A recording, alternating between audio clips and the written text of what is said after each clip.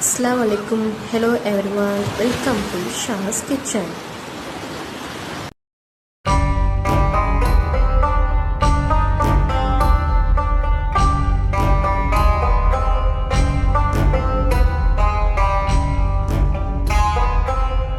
Subscribe பண்ணாதவங்க subscribe பண்ணிக்கோங்க, bell ஐக்கானையும் ப்ரெஸ் பண்ணிக்கோங்க. இது நம்ம ஷாஸ் கிச்சன். அஸ்ஸலாமு அலைக்கும். இந்த மாதிரி ரோல் பண்ணுறதுக்கு ஷீட்ஸ் யூஸ் பண்ணணும் இல்லையா? பட் இதுக்கு ஷீட்ஸ் எதுவும் இல்லாமல் ரொம்ப சூப்பராக சிக்கன் ரோல் பண்ணிடலாம்.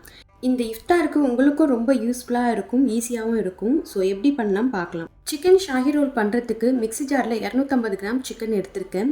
இது கூட மல்லித்தலை ஆட் பண்ணிக்கோங்க, 5 பிரெட் ஸ்லைசஸும் ஆட் பண்ணிக்கோங்க. இந்த ரோல் பண்ணுறதுக்கு இந்த பிரெட் ரொம்ப முக்கியம். பிரெட் யூஸ் பண்ணுறதால ரோல் பண்ணும் போது ஈஸியாக இருக்கும். சிக்கனை ஃபைன் பேஸ்ட்டாக அரைக்கும் போது திக் கன்சிஸ்டன்சிக்கு கிடைக்காது, தண்ணி தன்மையோடு இருக்கும். பிரெட்டு சேர்க்கறதால சிக்கனில் உள்ள தண்ணியெல்லாம் உறிஞ்சி நல்ல திக் கன்சிஸ்டன்சிக்கு கிடைக்கும்.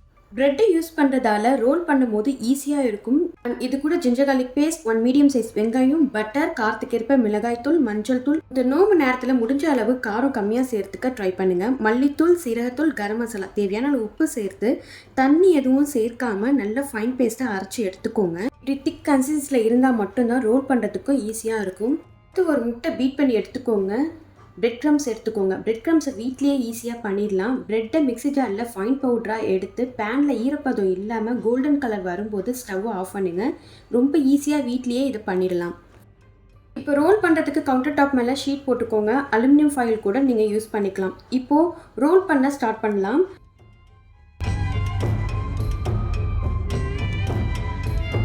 இப்போது உங்கள் கையில் நல்லா ஆயில் அப்ளை பண்ணிக்கோங்க. ரோல் பண்ணும் போது கையில் சிக்கன் எதுவும் ஒட்டாமல் அந்த ஷேப் கரெக்டாக வரும். ஸோ ஆயில் அப்ளை பண்ணிக்கோங்க. நீங்கள் வீடியோவில் பார்க்குற மாதிரி ஷீட்டில் நம்ம ரெடி பண்ணி வச்சுருந்த பேஸ்ட்டை இது மாதிரி ரவுண்ட் ஷேப்பில் தட்டி விட்டுக்கோங்க.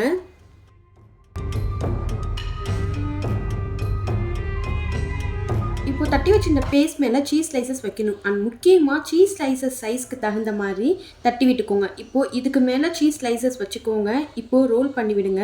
கையில் ஆயில் அப்ளை பண்ணுறதால நமக்கு ரோல் பண்ணுறதுக்கு ஈஸியாகவும் இருக்கும். இந்த ரோலை 4 இன்ச் அளவுக்கு ரோல் பண்ணி விட்டுக்கோங்க. பேனில் ஃப்ரை பண்ணும் போது ஸ்பேஸ் இருக்காது, மேலே உள்ள லேயரும் பிரிஞ்சு வரதுக்கும் சான்ஸ் இருக்குது. ஸோ வீடியோவில் காட்டுற மாதிரி ரோல் பண்ணி எடுத்துக்கோங்க. நீங்கள் பிகினஸாக இருந்தீங்கன்னா அகைன் ரோல் பண்ணுறதை காமிக்கிறேன். நம்ம ஃபைன் பேஸ்ட்டாக அரைச்சி வச்ச பேஸ்ட்டை ரவுண்ட் ஷேப்பில் தட்டி விட்டுக்கோங்க.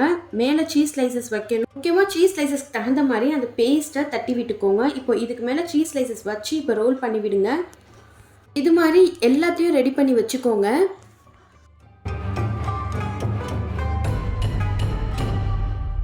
இப்போ இதை கோட் பண்ணுறதுக்கு முட்டை, பிரெட் க்ரம்ஸ் ஆல்ரெடி சொன்னேன் இல்லையா எடுத்து வச்சுருக்கேன்னு. ஸோ இதை கோட் பண்ணி எடுத்துக்கலாம். முட்டையில் டிப் பண்ணிவிட்டு அப்புறம் பிரெட் க்ரம்ஸில் பெரட்டி எடுத்துக்கோங்க. இப்படி பண்ணிங்கன்னா மேலே கிறிஸ்பியாக நல்லா கோல்டன் கலரில் வரும், வெடிப்பும் இருக்காது. அண்ட் முக்கியமாக சீஸ் எதுவும் வெளியில் வராமல் இருக்கும். பிரெட் க்ரம்ஸில் பெரட்டி எடுக்கும் போது ஷேப்பு எதுவும் உடஞ்சி போகாமல் கேர்ஃபுல்லாக அந்த ஷேப்பில் இருக்கிற மாதிரி பார்த்துக்கோங்க. நான் வீடியோவில் காமிக்கிற மாதிரி ரோல் மேலே பிரெட் க்ரம்ஸை அப்ளை பண்ணுங்கள். இந்த மாதிரி கையில் மாற்றி மாற்றி நம்ம ரோல் பண்ணி விட்டோம்னா அந்த ஷேப் எதுவும் உடையாமல் அதே ஷேப்லேயே கிடைக்கும். இந்த மாதிரி எல்லா ஷேப்பையும் ரெடி பண்ணி வச்சுக்கலாம். அடுத்து நம்ம ரெடி பண்ணி வச்சுக்கிறத ஃப்ரை பண்ணி எடுக்கலாம். ஆயில் ரொம்ப ஹீட் ஆகாமல் பார்த்துக்கோங்க. முடிஞ்ச அளவுக்கு 70% ஹீட் ஆகினா போதும். இப்போ ரெடி பண்ணி வச்சுருந்ததை ஸ்லோவாக ஒவ்வொரு ரோல்ஸையும் கேர்ஃபுல்லாக கையில் எண்ணெய் படாமல் இப்போ ஃப்ரை பண்ணி எடுத்துடலாம். ரோல்ஸை ஃப்ரை பண்ணும்போது முக்கியமாக அகலமான இந்த மாதிரி ஃப்ரை பேன் எடுத்துக்கோங்க. அப்போ தான் ரொட்டேட் பண்ணுறதுக்கும் ஈஸியாக இருக்கும். மேலே உள்ள இடமும் கோல்டன் கலரில் இருக்கும், எந்த ஒரு வெடிப்பும் இல்லாமல் இருக்கும். ஸோ எல்லாத்தையும் ஃப்ரை பண்ணி எடுத்துக்கோங்க. ரொம்ப சூப்பராக அழகான கோல்டன் கலரில் ஃப்ரை பண்ணி எடுத்தாச்சு. இப்போ இதை கையால் கட் பண்ணி பாருங்கள். உள்ளே நல்லா சீஸியாக, வெளியில் கிறிஸ்பியாக இருக்கும். ரொம்ப சூப்பராக இருக்கும். கண்டிப்பாக இந்த இஃப்தாருக்கு ரொம்ப ஈஸியான ரெசிபியை ட்ரை பண்ணுங்கள். ட்ரை பண்ணிட்டு கமெண்ட் பாக்ஸில் கமெண்ட் பண்ணுங்கள், லைக் பண்ணுங்கள், மறக்காமல் சப்ஸ்கிரைப் பண்ணிக்கோங்க. அஸ்ஸலாமு அலைக்கும். தேங்க்யூ ஃபார் வாட்சிங்.